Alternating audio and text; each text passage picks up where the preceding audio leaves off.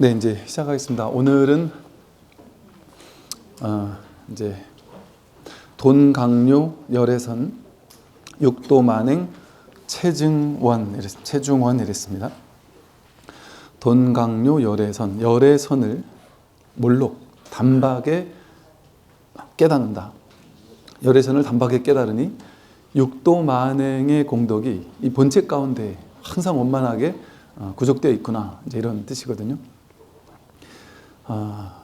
이 공부는 이제 몰록 깨닫는 것이요. 이건 이름이 없어요. 이 공부는 이름이 없는데 그냥 이름을 붙여본다면 열애선이라고도 할 수 있고, 뭐 조사선이라고도 할 수 있고. 그러니까 열애선은 열애로부터 시작된 선이 아니겠어요? 그러니까 뭐 이 초기 선을 열애선이라고 이름 붙이기도 했었어요.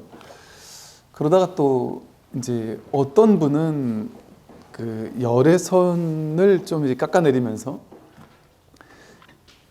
이 선 말고 뭐 좀 다른 열애선을 얘기를 하면서 열애선은 이제 좀 열등하고 조사선이 귀하다, 또 이렇게 얘기하는 분도 계셔요. 그러니까 사람들이 저마다 언어라는 것은, 단어라는 것은 저마다 자기의 뜻이 있는 거예요. 그 단어에.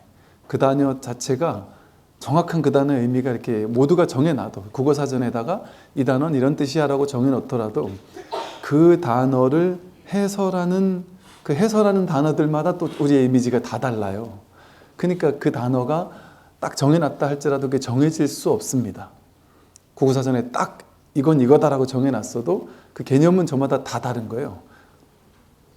그래서 어떤 분은 또 열애선과 조사선을 나누기도 하지만 그냥 보통 요 즈음에는 열애선이 곧 이제 조사선입니다. 그래서 이걸 이름 붙이니까 이제 열애로부터 온 선이라고 해서 열애선이라고도 하고, 또 이름 붙이니까 초기 초대 달마 스님으로부터 해서 뭐 해가 도신 해서 이렇게 육조 해능 스님까지 조사 스님들로부터 이 법이 이어져 내려가기 때문에 이제 조사선이라고 이제 이름을 붙이기도 하는 거예요.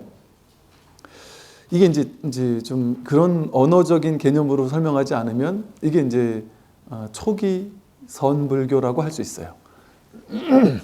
선불교의 초기 모습이랄까? 이제 그렇게 얘기를 할 수가 있어요. 그리고 선불교라는 것은 이 깨달음이라는 것은 어떻게도 설할 수 있습니다. 어떻게도 설할 수 있는데 설하는 사람에 따라서 이렇게도 설할 수 있고 저렇게도 설할 수 있거든요. 그 인도적 분위기에서는 무아라고 설해야 하는 그 조건이 있었어요. 왜냐하면 그 바라문교, 나중에 힌두교가 되는 그 바라문교에서 아트만이라고 하는 고정된 어떤 실체적 자아관념을 내세우면서 진리를 왜곡하다 보니까 그러니까 불교는 내세우는 교리가 없거든요. 그러니까 주장하거나 내세워서 이게 진리다라고 내세우는 교리가 없다 보니까 뭐만 하면 되느냐? 삿된 것만 깨뜨리면 본래 있던 게 불법인 거예요. 그러니까 진리는 따로 없습니다. 진리가 따로 있는 게 아니라 우리가 삿된 분별망상을 행하니까 괴로웠을 뿐인 거예요. 그러니까 분별망상을 하지 않으면, 즉 괴로움의 원인이 제거되면 저절로 괴롭지 않은 삶이 펼쳐지는 거죠. 그러니까 진리가 따로 있을까요? 그냥 괴롭지 않게 사는 걸 이름 붙여서 그냥 진리 이렇게 얘기해 본 거예요. 그냥 해탈 열반이라는 말 자체가 그렇잖아요. 해탈, 자기 스스로 자기 분별망상으로 자기를 묶은 사람이 자기 생각 가지고 자기를 묶었다가 여기서 풀려났다, 이걸 해탈이라 그러거든요. 열반은 내가 탐진치 삼독의 불길이 내 안에서 막 불타오른단 말이에요. 탐욕의 불길, 성냄의 불길, 어리석음의 불금이 막 솟아오르다가 이걸 열반이라는 말 자체가 그 탐진치 삼독의 불길이 불어오르던 것을 훅 불어 껐다, 이런 소리예요. 그러니까 괴로움이 제거된 상태를 해탈열반이라고 한 것뿐이지 진리가 따로 없어요. 해탈열반이라 그러잖아요. 불교의 목표는. 그러니까 부처님이 된다는 게 부처님이 열반 해탈을 얻었다 그러잖아요. 그 말 자체가 진리랄 게 따로 없다는 소리예요. 그러니까 불교는 애초부터 내세울 진리가 없어요. 그럼 뭐만 하는 거냐? 중생들이 괴로움의 원인이 뭔지를 봐서 그 중생들이 괴로워하는 괴로움의 원인을 설해 주어서 그 괴로움의 원인에서 벗어나게 해주면 괴로움에서 자유로워지는 거예요. 근데 이제 그 당시 이제 그 5만 가지 내가 왜 괴로운지에 대한 5만 가지 설들이 있었단 말이에요. 논들이 있었단 말이에요. 또 진리는 이런 것이다, 삶이란 이런 것이다, 우주는 이런 것이다, 나는 누구다, 뭐 이런 식에 대한 어떤 다양한 종교 철학적 사유가 있었단 말이죠. 그게 이제 대표적인 게 이제 브라만교적인 사유였을 것이고, 그 다음에 이제 신흥 사문들이 등장할 때라서 그 신흥 사문들이 주장한 게 이제 육사외도라고 해서, 즉 그 당시를 대표하는 사상가들이 6명 있었단 말이죠. 그럼 부처님은 그 사상가들을 논파했거든요. 대표적인 사상가가 6명이었지, 62외도, 50몇 사견 이래가지고 무수히 많은 사상가들이 있었단 소리예요. 그 사상이라는 게 뭐예요? 자기 생각이잖아요. 자기 생각을 가지고 삶은 이런 것이다, 인생은 이런 것이다 라고 이렇게 설명해 놓은 거잖아요. 자기 분별망상을 펼쳐 놓은 거예요, 그냥. 이 세상에 등장하는 모든 사상 철학은 아무리 뛰어난 철학이라고 해도 전부 다 자기 생각을 써놓은 거예요, 그냥. 여기 속으면 안 되는 거예요. 이 세상에 모든 사상 철학이 전부 다 그래요. 옛날에 어떤 사람이 하늘을 보고서 별을 이래 보고서는 태어난 날의 별자리를 보고 그 사람의 운명이 정해져 있다, 이렇게 생각하기 시작한 어떤 사람이 있단 말이에요.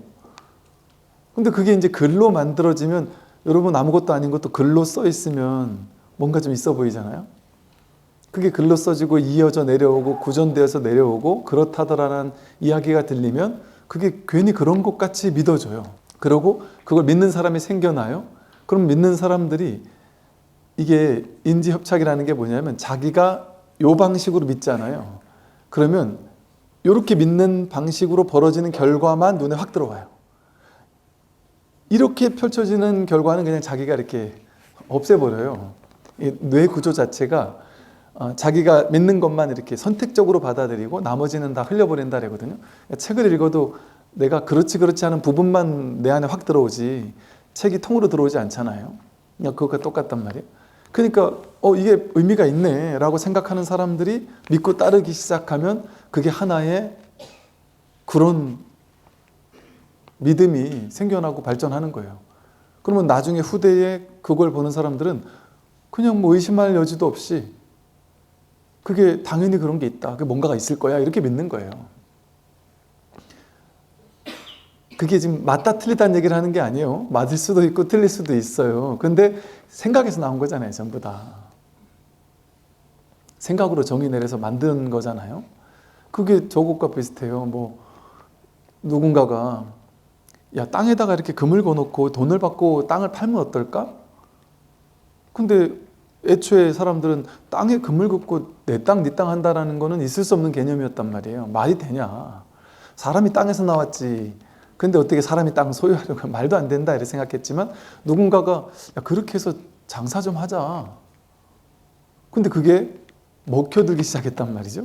그러니까 우리는 지금에 와서 거기 우리가 전부 다 속아가지고 평생을 그 땅 따먹게 하느라고 인생을 허비하면서 이 80억 인구가 다 그거 쫓아다니며 살잖아요.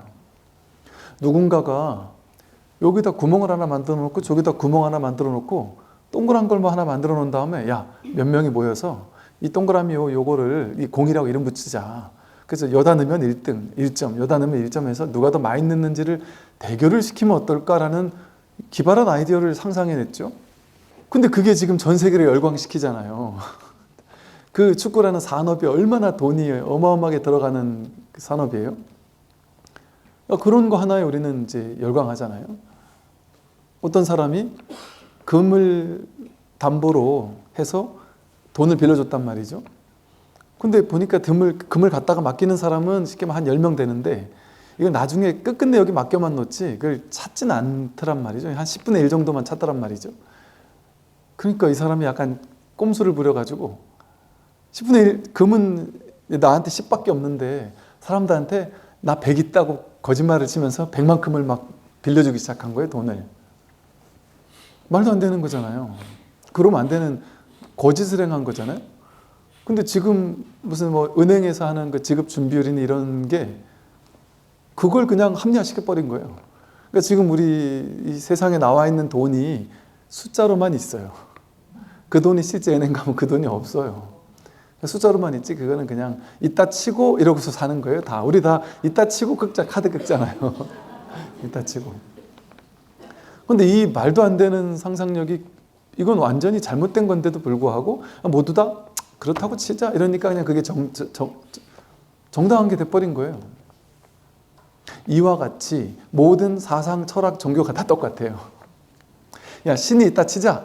이렇게 누가 기발하게 믿었단 말이에요. 뭔가를. 뭐 그게 뭐라고 하든 이름을 뭐라고 붙이든. 그럼 그걸 믿는 사람들이 생기게 되고 그게 이제 문화 전통이 되면서 그게 수많은 사람을 죽이고 살리는 일이 되기도 해요. 지금까지도 진행형으로 저렇게 이스라엘과 그 주변 나라 사람들이 아직까지도 저렇게 전쟁을 하고 예루살렘이라는 땅은 귀한 땅이다 라고 누군가가 생각을 일으키니까 그 생각에 동조한 사람들이 서로 거기가 우리의 성스러운 곳이라고 하면서 서로 싸우는 일이 벌어진단 말이죠. 이게 다 생각 아닙니까? 누군가의 생각에서 나온 거잖아요. 이 세상이 전부 다 이 생각이에요. 생각. 사상, 철학, 뭐 종교, 옳다 그르다, 맞다 틀리다 다 생각이에요. 그러니까 부처님은 뭐만 했을까요? 그 잘못된 생각, 판단, 분별들을 깨뜨려 줄 뿐인 거예요.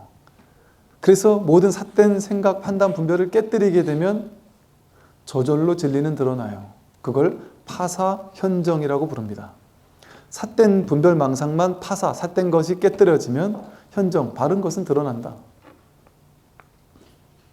그러니까 부처님이 저는 처음에 불교 교리를 공부하고 부처님 생애를 공부하면서 부처님이 자꾸 그 당시 있던 육사외도를 비롯한 수많은 외도들의 사상들을 깼더라고. 이게 왜 틀린지를 설명을 하셔가지고 그게 올바르지 않다라는 걸 계속 설하셨더라고요. 그래서 이제 처음에 대학 다닐 때 불교 공부할 때 뭔 생각을 했냐면 부처님이 왜 이렇게 부정적으로 아니 그 사람들은 자기 철학 알아서 하게 놔뒀지. 자기가 자기 철학 설명하면 되지. 왜 남의 잘못된 거 가지고 저렇게 관심이 많으실까? 왜 이렇게 세상을 부정적으로 보실까? 저 사람도 먹고 살아야지 예를 들어 뭐 이런 식으로 생각한 때가 있었단 말이죠. 모르니까. 근데 그 이유가 부처님이 걔네들하고 삿된 외도들하고 싸우려고 그런 게 아니에요. 싸워 이기려는 게 아니었단 말이에요. 그거를 잘못 믿어가지고 괴로운 사람이 있으니까 그게 정말 진리가 맞느냐 올바른 게 맞느냐 해서 잘못된 삿된 망상을 깨뜨려주면 그 괴로움에서 벗어나거든요. 그러니까 삿된 망상만 깨주는 게 불교예요. 그러니까 불교는 삿된 망상을 깨뜨려주다 보니까 이렇게 깨주고 저렇게 깨주고 막 깨주다 보니까 아 이걸 이렇게 설명하니까 사람들이 이해를 잘하는구나. 이렇게 설명하니까 사람들이 그 망상에서 깨어나는구나. 이걸 깨달으신 거예요. 그래서 그거를 계속해서 반복해서 쓰겠죠. 효과 좋은 건 반복해 쓰잖아요. 그러니까 효과 좋은 걸 반복해 쓰다 보니까 부처님 열반 이후에 이제 부파불교에서 부처님이 자주 쓰던 방편들을 모아가지고 교리화 시킨 거예요. 그래서 5원 12처 18개, 뭐 사성제 3법인 12연계 해가지고 막 교리를 만들어낸 거예요. 부처님은 그걸 뭐 이거 이런 교리다 이렇게 이러지 않았단 말이에요. 그냥 어디 묶였나 봐서 그 묶인 걸 풀어줬을 뿐이란 말이죠. 그러니까 이렇게 불교에는 진짜 불교는 뭐라고 할 만한 게 없습니다. 이게 불교다 이렇게 얘기할 만한 게 없어요. 주장할 만한 이름을 정할 수 없어요. 그냥 괴로움을 해결해 줬을 뿐인 거예요. 그러니까 이걸 뭐 불교라고 뭐 이름 굳이 할 수도 없고 굳이 뭐 깨달음이라고 뭐 해도 그만 안 해도 그만이고 이름만 붙여본 거죠. 이렇게 삿된 걸 깨뜨려 주는 거잖아요. 삿된 망상을 깨뜨려 주는 게 불법이란 말이에요. 그래서 망상에서 노연하게 하는 거 그게 불교란 말이에요. 그러니까 삿된 것을 깨뜨려주는 데는 방편이 다 다를 수밖에 없는 데다가 인도 사람들이 묶여있는 게 비슷하겠죠. 공업이라는 게 있잖아요. 공통적으로 묶여있는 망상이 있을 거 아니에요. 그 인도는 주로 브라만이나 그 육사외도 같은 그런 대표적인 사상가들의 가르침이 인도인들의 전체적인 사람들, 모든 사람들의 뇌리 속에, 마음속에 딱 사로잡혀 있을 거 아니에요. 그게 맞다 이렇게 다 믿고 있을 거 아니에요. 그 브라만교에서는 그 제식주의라 해가지고요, 제사 제일주의 같은 거예요. 제사만 잘 지내면, 그러니까 뭐가 수행이냐? 제사 잘 지내는 게 수행 잘하는 사람이에요. 어떻게 하면 인생 잘 풀리냐? 제사 잘 지내면 인생 잘 풀리는 거예요. 그리고 제사를 어떻게 하는 게 잘 지내는 거냐?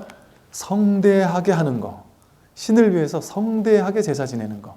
그러면서 짐승들을, 오만 많은 짐승들을 최대한 잡아 죽여서 짐승들의 피를 보고 신에게 바치고, 예를 들면 이런 식으로 제사를 성대하게 하는 사람일수록 복을 많이 받는다 이렇게 생각했단 말이에요. 예를 들어.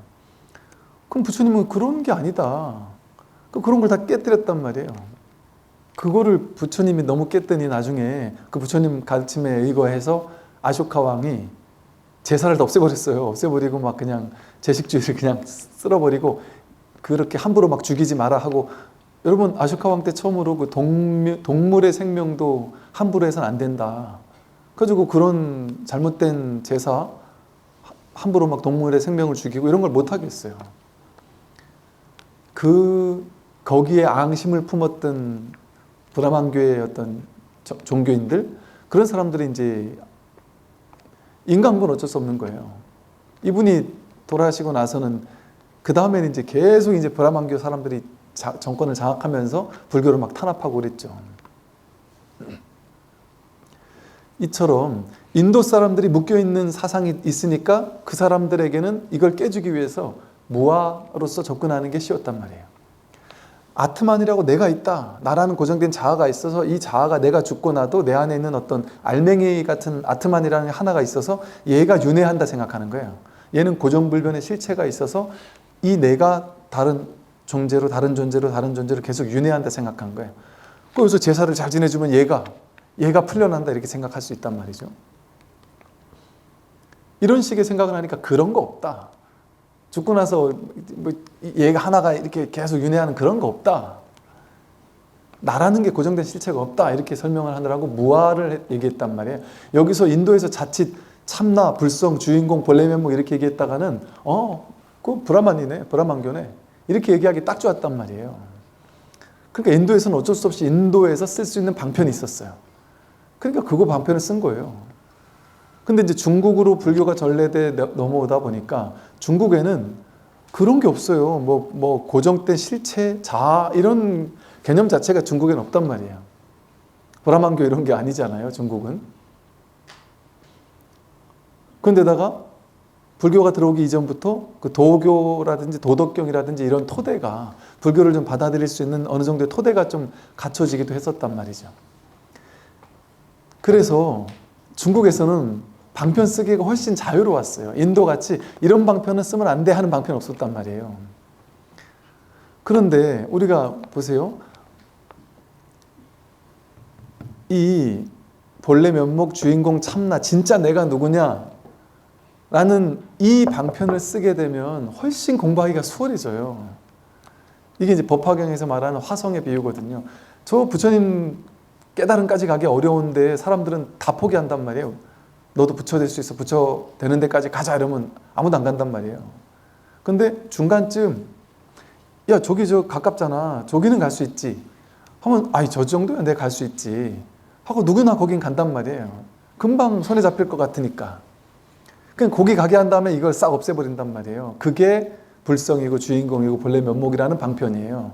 이 방편을 중국에서는 써도 되었단 말이죠. 그렇게 고정된 실체적 자아 같은 그런 관념이 없었으니까, 중국 사람들은. 그러니까 당연히 지혜로운 스승들이, 부처님 법을 깨달은 지혜로운 스승들이 그런 방편을 쓸 수 있는 분위기에서 당연히 쓸 수 있잖아요. 안 쓰겠습니까? 당연히 쓸 수 있는 거예요. 그러니까 인도에서는 쓰지 못하던 방편이 중국에서는 자유롭게 쓸 수 있게 됐단 말이에요. 또 중국 사람들이 묶여있는 게 다르고 인도 사람이 묶여있는 게 다르잖아요. 그러니까 쓰는 방편도 다른 거예요, 당연히. 근데 이걸 모르고 부처님이 얘기 안 했으니까, 부처님이 무아를 얘기했으니까 참나 같은 주인공 본래 면목 불성 같은 얘기를 하는 사람은 다 틀렸다? 외도다? 그렇게 얘기한다라는 것은 중도를 모르는 거예요. 부처님의 가르침을, 언어를 가지고 부처님의 가르침을 따라가는 거예요. 언어 문자에 치우쳐서. 그게 또 다른 문자주의에 갇힌 사람인 거예요. 부처님의 교리가 부처님 가르침의 핵심이 아니에요. 팔만대장경도 갖다 버려야 돼요. 태워버려야 돼요. 제 말이 아니라 부처님 말씀이 경전의 말씀이에요. 불교는 팔만대장경이 달을 가리키는 손가락입니다. 팔만대장경엔 달이 없어요. 그럼 우리는 손가락을 봐야 됩니까? 손가락을 보고는 아 저거 보란 얘기구나 하고 달을 봐야 된단 말이에요. 팔만대장경은 달이 아니에요. 달을 가리키는 손가락일 뿐이지. 그럼 우리는 손가락을 봐야 되는 거예요.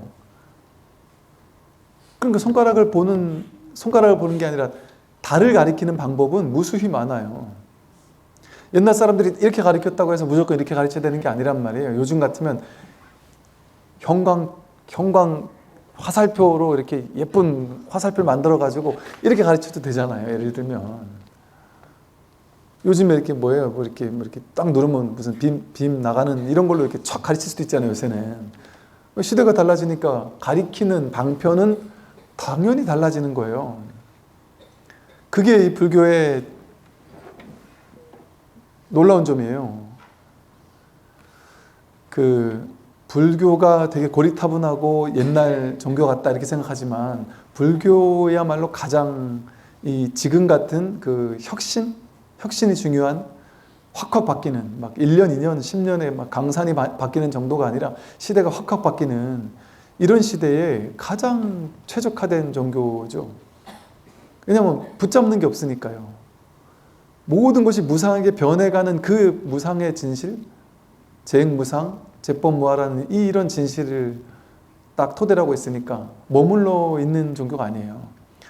그러니까 불교는 어찌 보면 불교가 되게 고리타분하고 보수적일 것 같단 말이에요. 근데 불교 같은 혁신이 없어요, 사실은. 불교를 공부하는 사람 중에 보수적인 사람이 있을 수는 있겠지만 불교적 사상은 상당히 혁신적이고 놀랍게 융통자재하고 열려있는 그 모든 것을 받아들일 수 있는 이런 열린, 그러니까 이 상업사회, 그러니까 유일하게 이슬람교니 기독교니 하는 데는 주로 유목사회에서 나타났고 또 유교니 이런 건 농업사회를 기반으로 나타났는데 불교만 이 상업사회를 기반으로 나타났잖아요. 또 그 당시 브라만, 크샤트리아, 바이샤, 수드라 이런 다양한 계층 가운데 바이샤 계층, 상인 계층, 일반 평민 계층들이 갑자기 돈을 벌면서 상업사회에서 막 무역을 통해 돈을 막 벌어내는 그런 사람들이 이제 갑자기 브라만, 크샤트리아 못지않은 어떤 능력을 인정받으면서 사회가 완전히 막 무너지고 뒤틀리면서 사회가 새롭게 막 거듭나는 시대였단 말이에요. 근데 그들은, 불교는 정해져 있는 브라만, 크샤트리아, 바이샤, 수드라가 딱 정해져 있는 높고 낮음이 없다 이렇게 얘기한단 말이에요. 불교는. 불교가 너무 이 상인들에게도 너무 어울렸단 말이에요. 요즘 말로 하면 경제인들에게 너무 어울렸단 말이죠. 그래서 상부상조하면서 이게 사실은 상업을 기반으로 해서 불교가 성장했어요. 그 당시는 스님들도 여행이 쉽지 않았어요. 지금같이 이게 숙소 같은 것도 있을 때가 아니고 지금같이 아고다니 이런 거 있잖아요. 무슨 전 세계 모든 무슨 숙소가 여기 다 들어있는 그런 어플이 요즘엔 있지만 그 당시엔 그런 게 없었고 위험했단 말이에요. 혼자는 위험한 시대였다 보니까 상인들이 무역로를 통해서 상인들이 활발하게 움직였거든요. 그 무역로를 향해서 불교가 전파되었고 스님들이 낮에는 상인들과 함께 걸어 다니면서 이동을 했고 저녁 때 법을 설하고 그러면서 상인들이 대거 불자가 돼가지고 그 상인들이, 그 돈 많은 상인들이 가는 곳곳마다 부처님 법문하실 수 있도록 절을 지어 기증을 했단 말이에요. 그러면서 불교가 막 그냥 엄청난 확장이 일어났거든요. 그러니까 아예 태생부터가 이렇게 아주 지금 같은 사회와 아주 적절하게 어울리던 그런 종교였던 거죠. 이렇게 불교는 정해진 가르침, 이게 어떤 언어를 가지고 이것이 불교다라고 정할 수가 없습니다. 어떤 특정한 교리를 가지고 이것만이 불교 교리다라고 정해놓을 수 없단 말이죠. 그 교리는 임시로 묶인 것에서 풀려나도록 하기 위해서 그렇게 말했을 뿐이에요. 그러니까 그게 불교의 낙처예요. 그러니까 중국에서는 선불교가 아주 새로운 불교 같은 선불교가 나올 수 있어요, 당연히. 인도에서도 그런 시도가 있었죠. 인도에서 부파불교로 불교가 다 퇴락할 때 대승불교가 등장을 해가지고, 대승불교는 제가불교 운동으로 시작된 거거든요. 일부 출가자들의 그룹이 합류하긴 했지만, 제가불자분들이 스님들끼리 그냥 머리로 공부하는 불교만 하고 있다 보니까 도인이 나타나지 못하고 전문적으로 공부 많이 한 사람끼리만 전파되는 불교, 교리적인 불교로만 전락해 있으니까 진짜 부처님 가르침과 어긋난 거죠. 그래서 이 제가자분들 중에도 부처님 열반하시고 나서 사리를 가지고 세워놓은 탑을 중심으로 제가자분들이 모였고, 거기서 이 공부를 하다가 깨어난 제가자분들이 계셨고, 그분들이 대승불교 운동을 일으킨 거예요. 그래서 보살에는 보살승이라고 하잖아요. 대승불교의 수행자를 보살승이라 한단 말이에요. 이 보살승에는 출가보살이 있고 제가보살이 있어요. 그러니까 보살은 다 출가자일 것 같잖아요.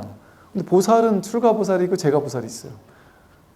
그 뭐 미륵보살처럼 제가보살이었다가 출가보살이 되고 또 왔다 갔다 하는 분도 계시고, 출제가가 이제 걸림이 없단 말이에요. 보살이라는 말 자체가 중생과 깨달음이잖아요. 보리, 살타. 보리라는 깨달음과 살타라는 중생이 함께 있는, 둘이 아니란 말이에요. 둘이 아닌 오로지 진실 하나, 이걸 규명하는 이런 새로운 불교 운동이 일어났단 말이죠. 그 제2의 대승불교 운동이 선불교 운동인 거예요.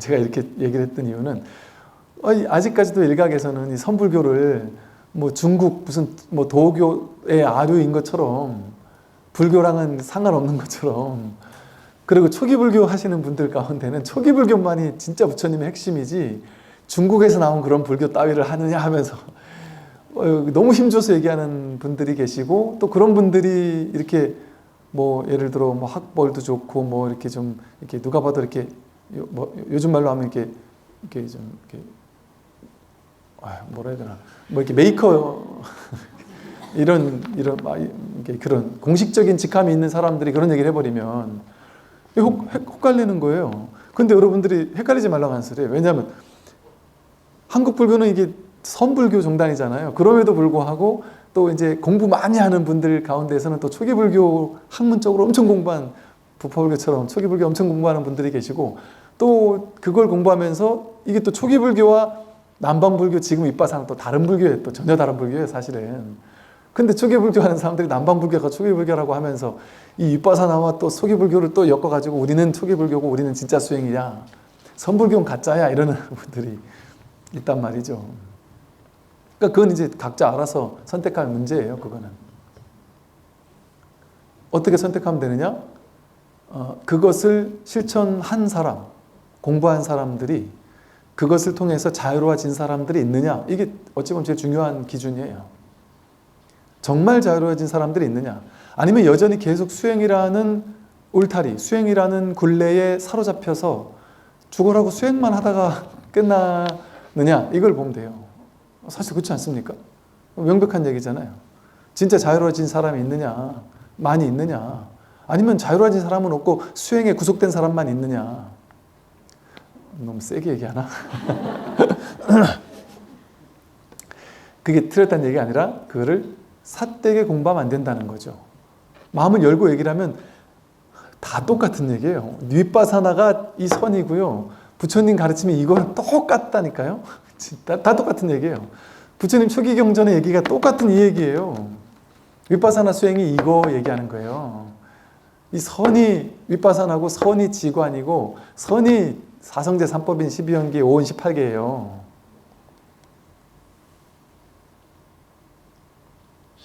그 제가 이 선을 얘기를 하면서 중간중간에 불교 교리도 얘기하고 부처님 가르침도 얘기하고 이렇게 하는 게, 이거 확인하고 보면은 이건 다를 수가 없는 거거든요.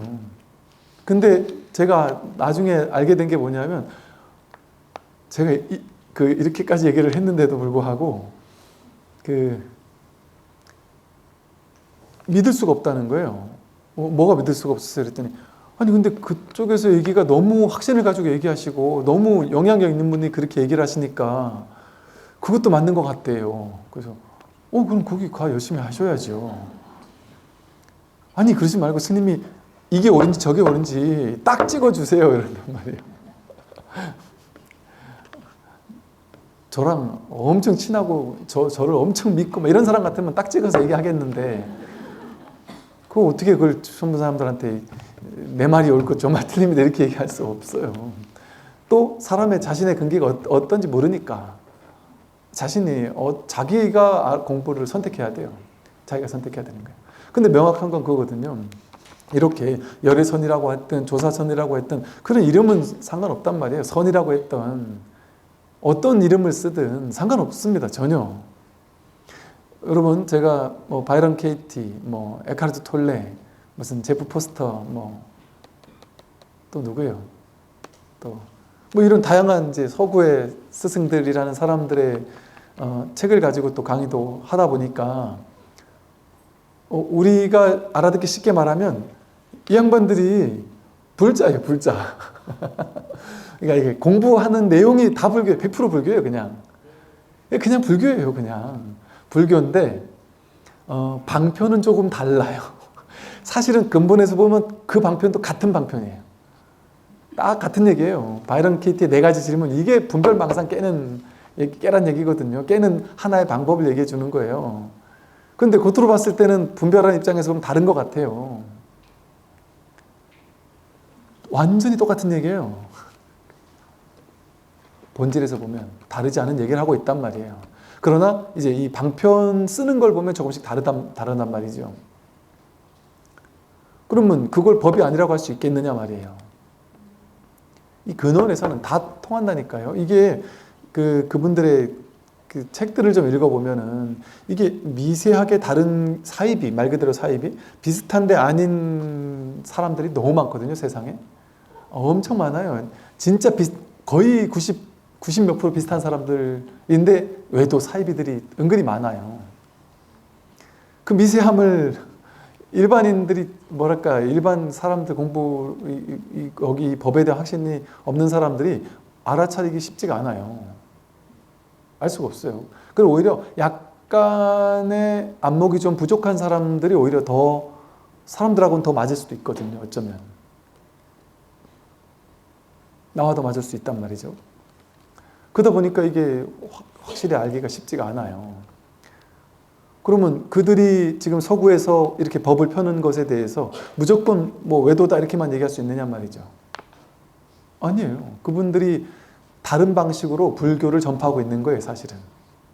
굳이 말로 하면 불교를 전혀 다른 방식으로 승복 입지 않고 불교라고 이름하지 않고 전혀 다른 언어로 불교 용어 하나도 쓰지 않고 가르치고 있단 말이에요. 근데 전혀 다르지 않은 얘기예요. 이 법을 얘기하고 있어요. 이 법 하나를 설하고 있단 말이에요. 물론 이제 사람들에 따라서 그 안목이 완전히 열린 스승이 있고 좀 부족한 스승이 분명히 있어요. 그것까지 뭐 무조건 다 똑같다는 건 아니에요. 그러나 이 법에서 설하고 있는 내용이라는 그것이 다르지 않다는 얘기죠. 그렇기 때문에 얘기를 하는 거예요. 그래서 이렇게 이 열애선, 뭐 조사선, 뭐라고 이름 붙이든 이게 석가모니 부처님의 가르침이라니까요. 그러니까 이걸 초기에는 열애선이라고 불렀던 거예요. 그러다 나중에 이제 조사선이라고 이름을 붙였던 것이죠. 그러니까 이게 열애로부터 내려온 선이에요. 그렇게 얘기하는데도 안 믿으니까 지금처럼 너무 옛날에 더 안 믿었겠죠. 너무 안 믿으니까 어쩔 수 없이 방편으로 달마 스님으로부터 시작된 거 아니야. 달마도 인도로부터 28대 조사야.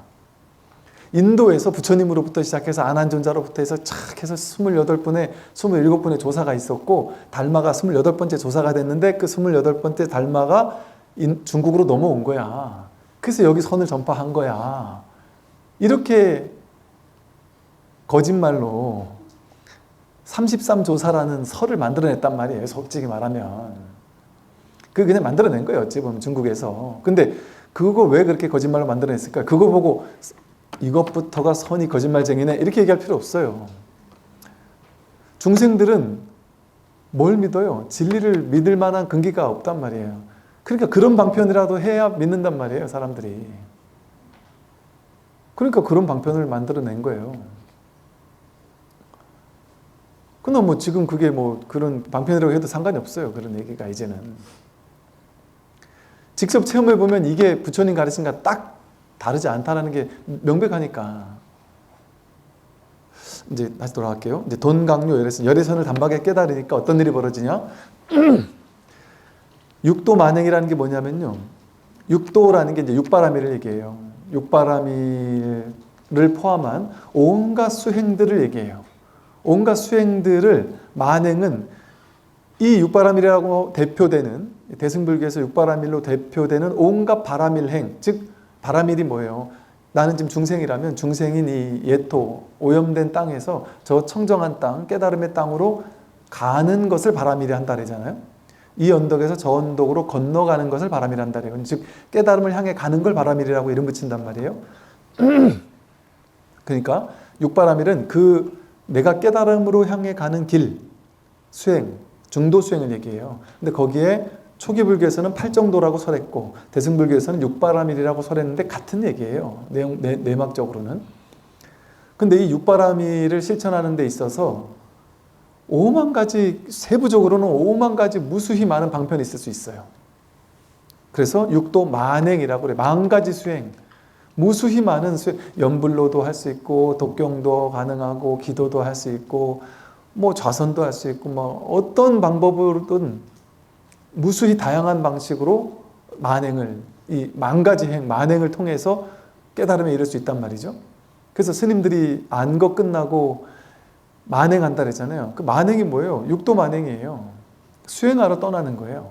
근데 계속 앉아있다가 3개월 동안 앉아있다가 나머지 3개월은 만행하러 떠나잖아요. 만 가지 육도 수행을 하러 떠나는 거죠. 그게 어떻게 떠나요? 그냥 길거리를 다니면서 탁발도 하고 도반 스님들 절에 다니면서 탁마도 하면서 여기저기 그냥 유유자적 떠다닌단 말이에요. 흘러다닌단 말이에요. 그게 만행이에요. 그 길을 걷는 것도 만행이에요. 모든 일거수일투족 모든 삶의 현장 전체가 만행이에요. 전부 다 수행 아닌 게 없단 말이죠. 공부인에게는. 그런데 이 육도 만행이 체중원이다. 육도 만행이라는 이 본체가 이 육바라밀 수행이라는 것에 체라 그랬어요. 본체. 겉에 드러난 육바라밀이 육바라밀의 전부가 아니에요.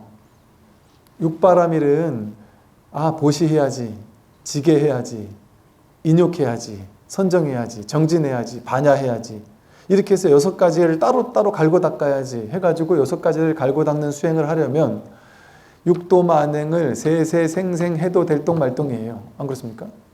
그러니까 육도 만행을 나고 죽고 반복하면서 수없이 많은 사람들이 세세생생하고 있잖아요. 그래서 세세생생해야 내가 깨닫는다라고 생각하고 있잖아요.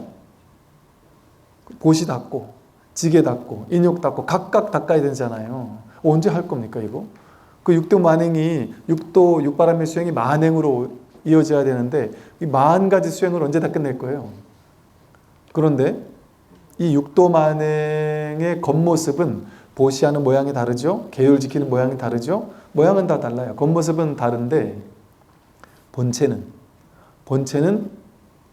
체중원, 이 본체 가운데 원만 구족함이 이 본체 가운데 다 구족되어 있다.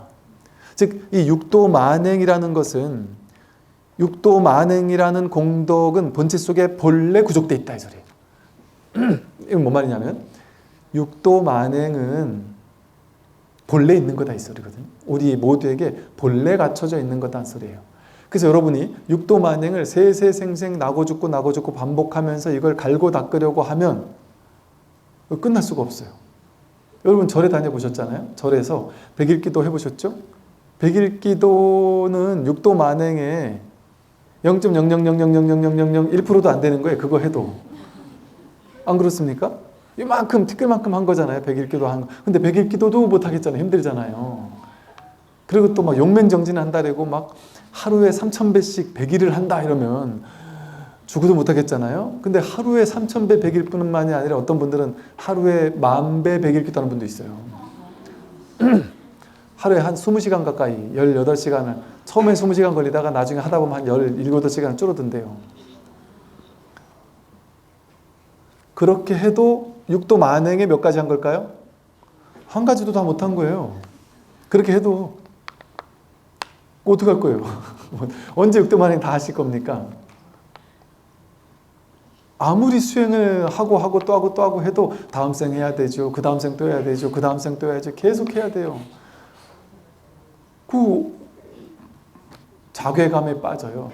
이거 해야 되는 수행자들은. 이거 언제 다 하나 하고 남들이 나보다 더 많이 수행한 사람보다 나는 한참 뒤처지잖아요. 언제 그 따라 할 겁니까? 그런데 너무나도 다행스러운 것은 그렇게 하는 게 아니에요.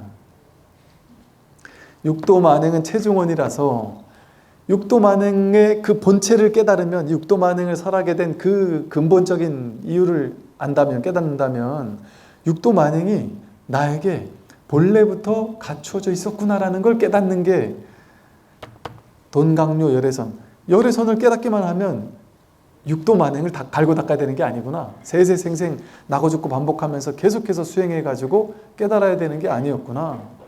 나에게 본래 갖춰져 있었구나라는 걸 확인하는 거예요.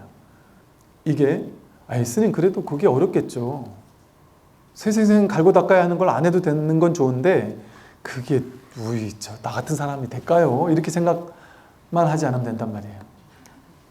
나 같은 사람이 될까요?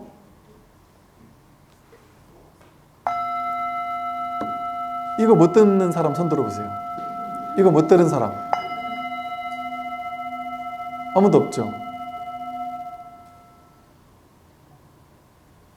아무도 안 계시잖아요? 이게 육도만행 체중원이에요. 육도만행이 본래 완벽하게 갖춰져 있기 때문에 이걸 더 확인할 수 있는 거예요. 이게 모를 때는 너무 어마무시한 엄청난 얘기 같고 이거 확인하고 보면 이게 너무 당연한 얘기이면서 이렇게까지 거창하게 얘기할 필요가 있나? 이렇게 얘기하면 너무 거창한 것 같잖아요. 육도만행이 본래 나에게 갖춰져 있단 말이야. 내가 이거 안 해도 된단 말이야? 막 이런 엄청난 얘기 같아요. 이거 엄청난 얘기 아니에요. 그러니까 되게 당연한 얘기예요. 너무 당연한 얘기예요. 깨달음이 다른 게 깨달음이 아니에요. 자기가 부처라는 게 대단한 게 아니에요. 부처님이 그렇게 막 대단한 어쩌고 하는 그런 분이 아니에요. 이걸 믿을 수 있나요? 여러분이 믿어야 되는 것 첫 번째는 깨달음은 어마무시한 대단한 무언가일 거야 라는 그 착각. 그게 없을 수가 없는데 거기에 사로잡혀 있으면 이건 보고도 안 믿어요. 보고도 안 믿어요. 제가 아는 어떤 노스님께서 이 공부에 대한 이제 대화를 나눴던 중에 그 노스님께서 나는 이거 그분 말로 선방 다니는 스님들이 와가지고 이거 알려달라는 사람 나는 믿지 못한다. 안 알려준다. 그 정말 알고 싶으면 여기서 먹고 자고 하면서 최소한 한두 달이라도 같이 있어라 이렇게 얘기를 한다는 거죠. 왜 그러냐고 여쭤봤더니 이게 몇 사람한테 이거를 깨닫게 해줘 보니까 본인이 믿을 수가 없더래요. 왜? 기존 그 공부하던 방식에서는 가나선에서의 깨달음은 이런 깨달음이 아니거든요. 뭔가 막 쑥 내려가는 막 엄청 어마무시한 그 체험이 동반돼야 되고 막 화두가 팍 타파된 이런 게 동반돼야 되는 거란 말이에요. 그럴 수밖에 없는 게 이게 이 초기 열애선, 조사선이 나중에 방법화